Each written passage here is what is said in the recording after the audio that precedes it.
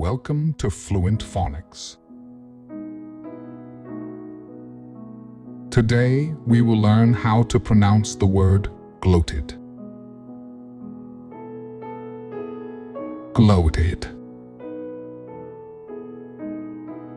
Gloated. Gloated.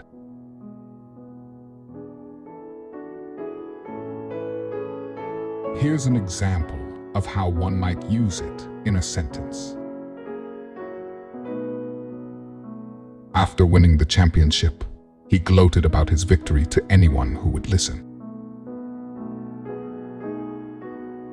Gloated means to take great pleasure or satisfaction in one's own success, achievements, or another's misfortune, often in an arrogant or boastful manner.